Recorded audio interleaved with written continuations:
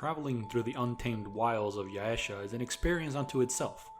Despite the breathtaking scope of the nature that permeates every corner, we can sense that there is something amiss in the air. Seemingly there are no root here, the people are hostile, but that's common occurrence against our kind. Yet there is an unease. In our exploration of the land, we run into a friendly local. Her cart carrying strange wares appears to be stuck, and so her shop is open to any who will barter. Speaking to her reveals that she holds much more than just valuable supplies. She tells us of the secrets that hide beneath the leaves and stones. As we learned in our previous video, much misfortune has fallen upon the Pan since their escape from their homeland. The Empress, once a humble healer, became sick and was left for dead.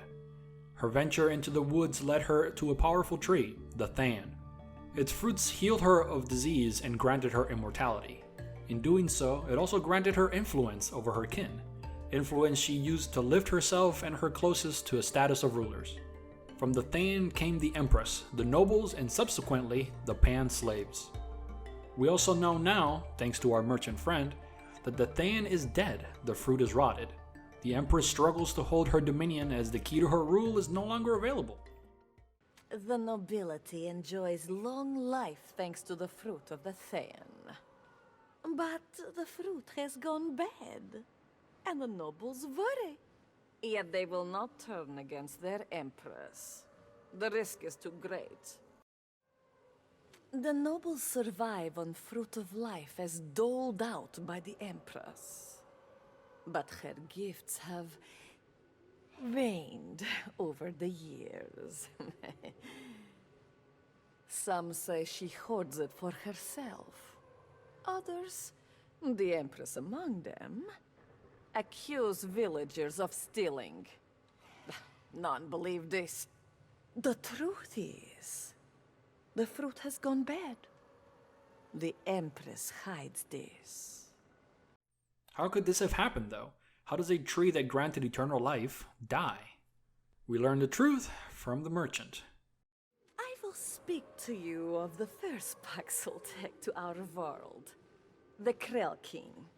It came seeking a boon, not fruit of life, but death rather, for an enemy that held its daughter hostage. The Empress gave it a twisted gourd from deep within the roots of the Than. Few know, but this is when the tree became diseased. This is why Paxeltech are cursed and forsaken.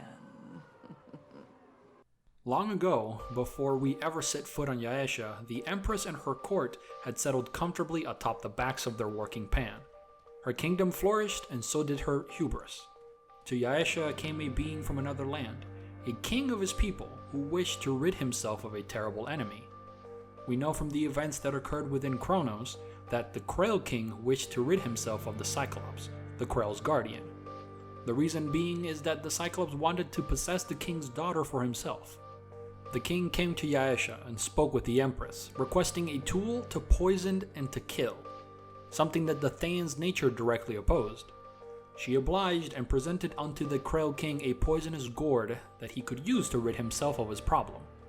Through this act, the Empress set the Than's purpose in reverse. The Than began to die. The Krell King returned to his world and the Empress was left to deal with the resulting consequences. Sometime after this, a second Paxeltech ventured into Yaesha. This being was on a mission to rid the world of its guardian. Led by the tradition of his people, he first ventured into the Krell world. There he met a root tree who spoke and guided him to enter Yaesha to further his quest to slay the dragon that endangered his people. He knew not that he was merely acting as a puppet, and that doing so would allow for the root to enter the world. Many faces fell by the hand of this intruder, and so the Pan were left defenseless. The Empress saw this as a sign that all outsiders were to be distrusted and removed. This is why we see such hostility from the Pan now. We carry the burden of those that came before us. We learn one final piece of information from the merchant. The Lemire inter the dead of the Pan, especially those of the nobility. But they work in secret, experimenting on those who had once eaten the fruit of life. This is at the Empress's behest. She seeks to learn the source of the tree's disease. The Lemire, a new class within the Pan, took on the role of caring for the dead, a responsibility once held by the Red Widows. They focused mainly on caring for noble bodies. Though they are long-lived, nobles still pass on from disease and injury. It seems that the Empress has instructed the Lemire to study the corpses of nobles in search for a solution to the Thane's ill. We see the results of such experiments within many of the crypts and tombs. The dead rise from their resting places and attack, powered by the bluish energy that emits from many of the crystals and weapons the Pan use. The Lemire have been using the power of Yaesha to reanimate the dead. This could be their attempt at finding an alternative path to eternal life, one that does not rely on the Thane. Searching the merchant's cart, we find a strange little item, a curio which speaks of the fall of the Guardian. Covered in tarps, we also see the large form of what seems to be a body. The merchant has been acting rather jumpy when we speak to her, and I suspect this is why. The curio grants us access to a room near where we first enter into Yaesha. Behind a complex mechanism, we find the final resting place of many faces. Inside, a grotesque plant-like growth extends from the cavern's ceiling and onto the statue of the Guardian. It pulsates and shifts with life. Laying next to the statue is a helmet, the last piece of a set sold by the merchant. The body of the Guardian is missing, though this was its final resting place. The merchant must have run off with the body and most of the armor. Before we can inspect further, we are attacked.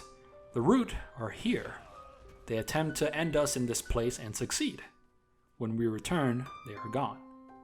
Searching the cave further, we find a letter sitting on the ground. It is written by a Lemire, one who opposes the Empress's discrimination of the bodies. This gives us further proof as to her motives, and we see how her desperation to hold on to immortality has driven her towards madness. She may even be unaware of the Root on her world, and it would explain why the Root themselves have been hiding below ground.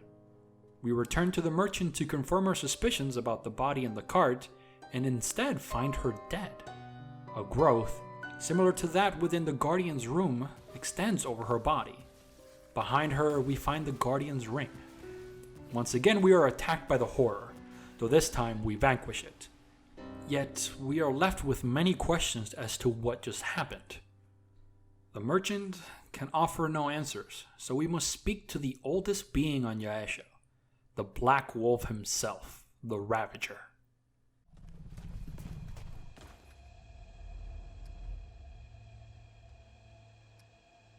Endless quest. No different than others of your kind. To what end come? He all but confirms our fears. The Root have infected the land and are preparing to do what they have done in every other world. The Ravager offers us little in the way of consolation, stating that if needed, he too will join the Root in order to save his own life. He mocks us for attempting to stop the Root as well, stating we are dealing with an opponent beyond comprehension that already knows how we move. According to him, the Root will soon know of his connection to Yaesha and how important it is. Yet, on most of Yaesha, we see no Root at all. This has not been confirmed yet, but it is my belief that they are biding their time to attack. The Pan are strong in their magics, and many of the Immortals still exist. To start a war now against them could mean a loss for the Root, similar to what happened in Rom. So they sit and wait until an opportunity shows itself. As we have seen before, the Root are not just mindless parasites. They are capable of planning and strategy. We were attacked within the Guardian's room because they know we're a threat. They saw a chance to remove us and took it. Failing that, they removed the only other being who had entered the chamber and who knew of their presence, the merchant. This leaves one crucial question in my mind. We know why the Root are on Yaesha. The Guardian is no more, and thus they are free to assault the land. However, we don't exactly know how it is that the Root made it into Yaesha itself. The following is purely a theory. It's my attempt at answering this question based on evidence I found. The Root can enter a world once the Guardian is removed, but it is possible that they still need a way to get inside. We have seen this in Rom and on Earth, where the root entered through a portal or through the Dreamers from worlds they had already infected. They could not simply spawn inside despite there being no guardian in the way. I propose that the root entered Yaesha by using the main character from Chronos. In Chronos, we meet a root tree within the Krell world.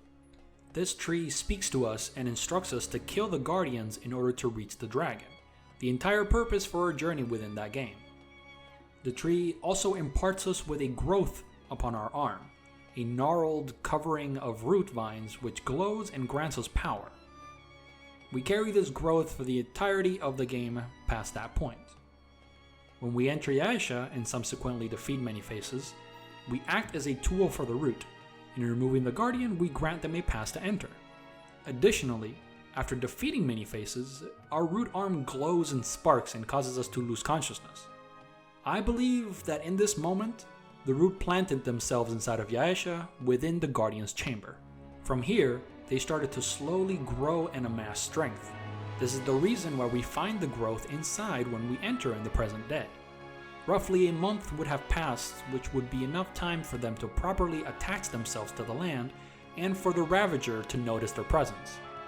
This place would be the perfect hiding spot for them, sealed away by a single key, with access to bodies, energy crystals, and the ground itself.